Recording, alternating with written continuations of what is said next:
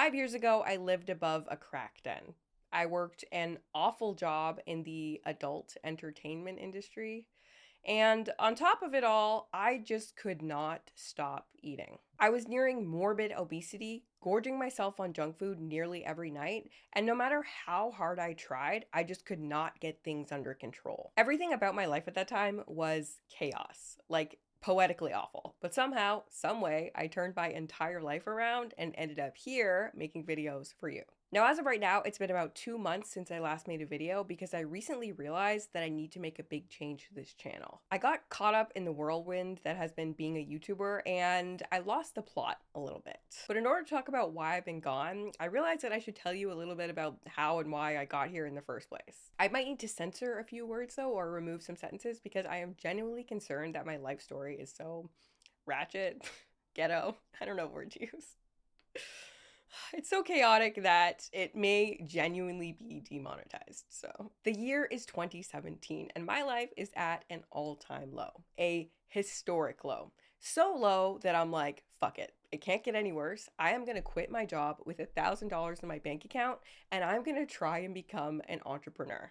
Not a YouTuber, that comes later, just an entrepreneur. At the time, I was 100 pounds heavier and dealing with the combination of a binge eating problem and a food addiction, both of which just seemed to be getting worse. I felt like I had tried everything at that point in my life, but I just could not, for the life of me, get my issues with food under control. And yeah, for some reason, at the same time, I was also working in the adult entertainment industry, doing digital marketing and sales, which is in theory an interesting job, right? But in practice, not so much. Half my salary was supposed to come from commission, but there was nothing for me to sell and nothing for me to do. So I'd finish my work at like noon and then I'd spend the rest of the day secretly reading books on my computer. I was also living right downtown Toronto on a $40K a year salary. Now, living in the city right downtown was my dream, but surviving there on that salary meant that I was poor and had roommates. At the time, I was renting a windowless apartment above like this seedy breakfast spot, and my roommates were a very strange couple. The guy was unemployed and always at the apartment. Like one time I came home sick from work at 2 p.m. and he was grating an entire block of cheese over some nachos.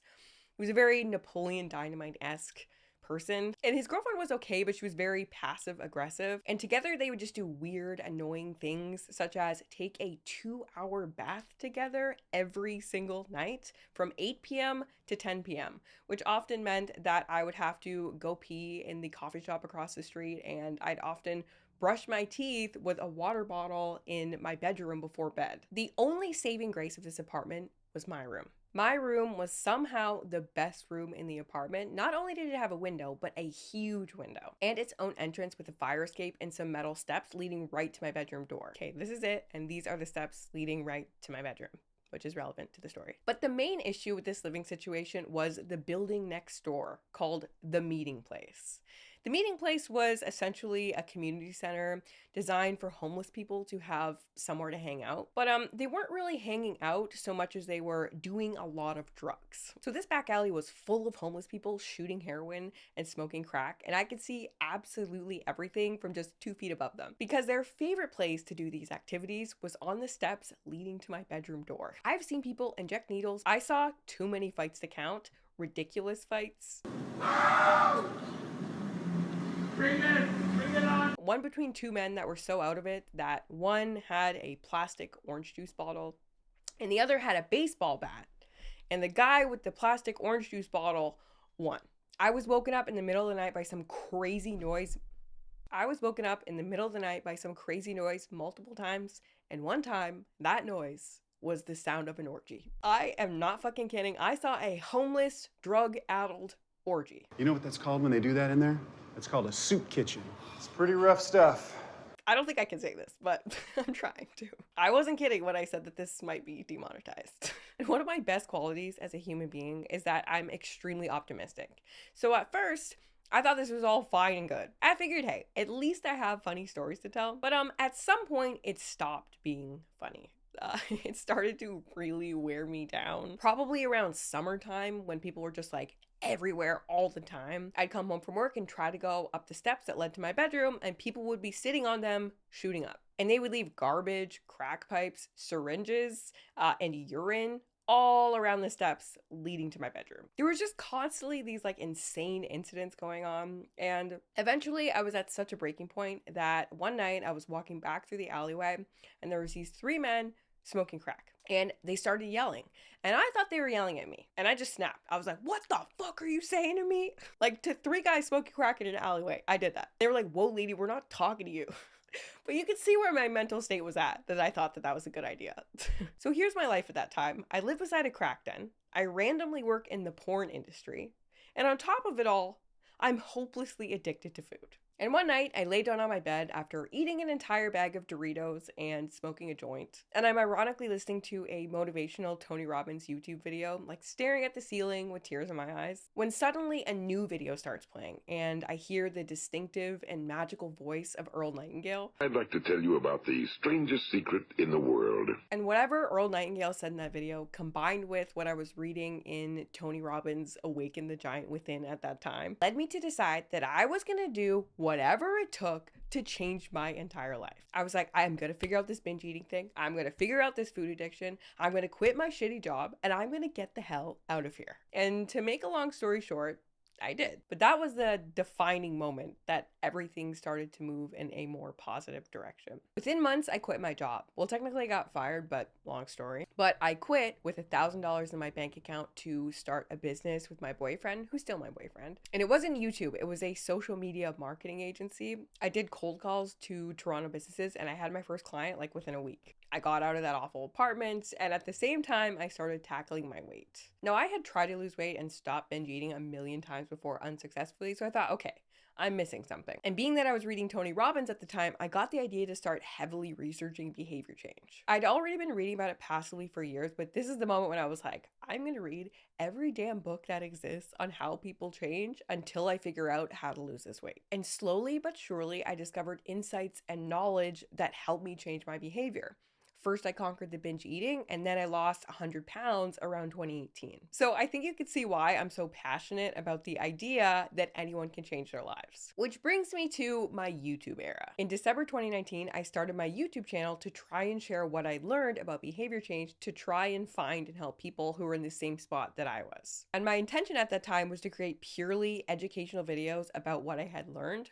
But I made a few and they flopped hard. But then I had the idea to wrap my knowledge into a more popular topic, which at the time I started YouTube, drama videos were the most popular thing. And so I followed suit and I created drama videos with a behavior change undertone. And the first of these videos was a blend of what I had been learning about the science of junk food and the YouTuber Amberlyn Reed. This became my first viral video ever. It now has over 3 million views, I think. Within, I don't even know how many months, my channel was monetized and I had subscribers. I really never expected it to do so well so quickly. I actually told myself when I started the channel that I should not expect to get any views at all for 6 months, and that I would need to be really disciplined about blocking out any doubts from my mind for that first 6-month period. But to my surprise, my channel popped off like beyond my wildest dreams within the first 2 months of starting it, and resulted in this like epic whirlwind of a first year. I don't know how many videos I made, but like probably over half of them got well over 1 million views, which as like a YouTube fan, for that many videos to have over 1 million views, like that's pretty good. Like I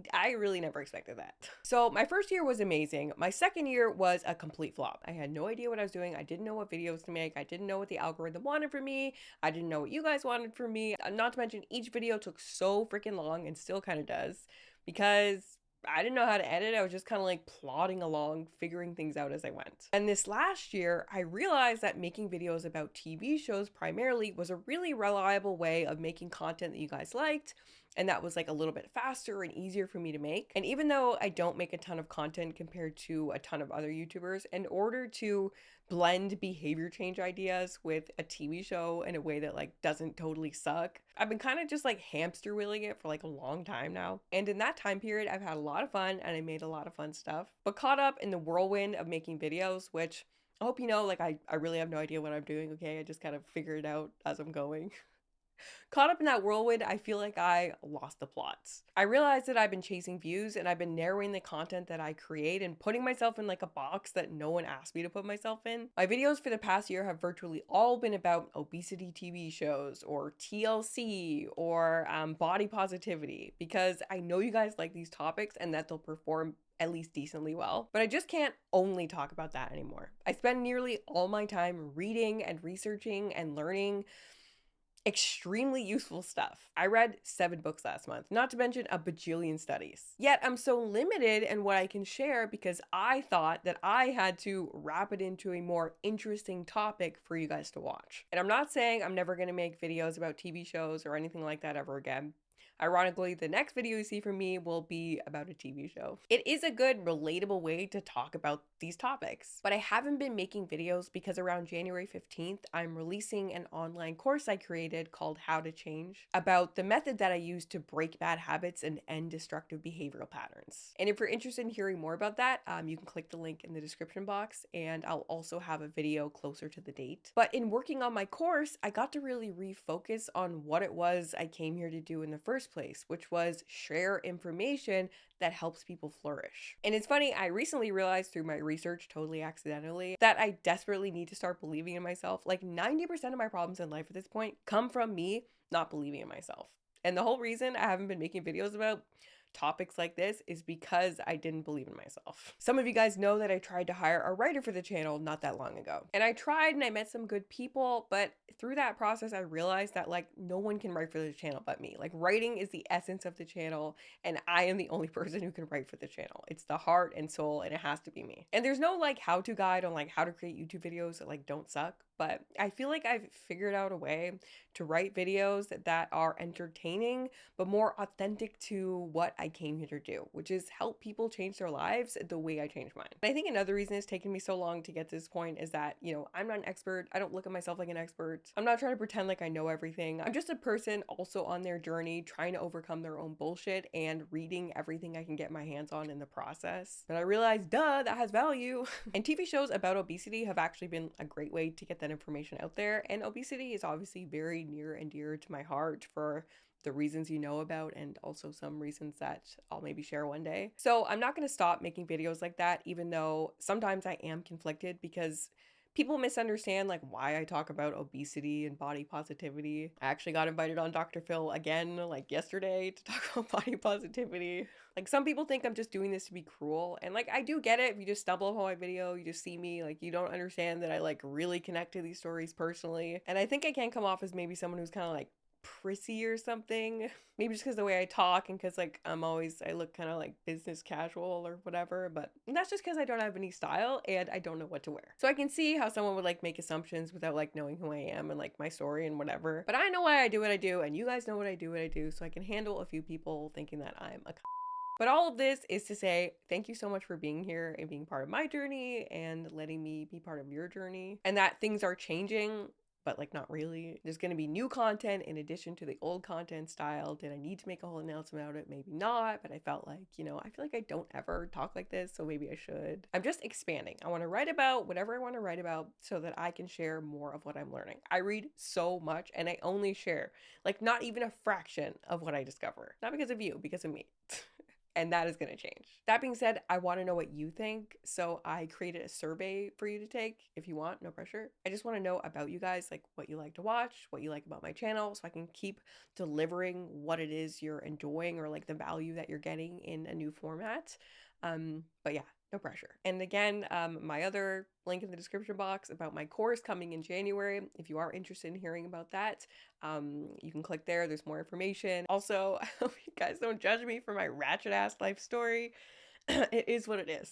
So yeah, thank you guys so much. I am so grateful to have you here. If you're watching this right now, I am especially grateful to have you here because you're awesome. But yeah, thank you guys so much for everything, for your time, for your energy. I'm so grateful to have you here. And none of this would be possible without you.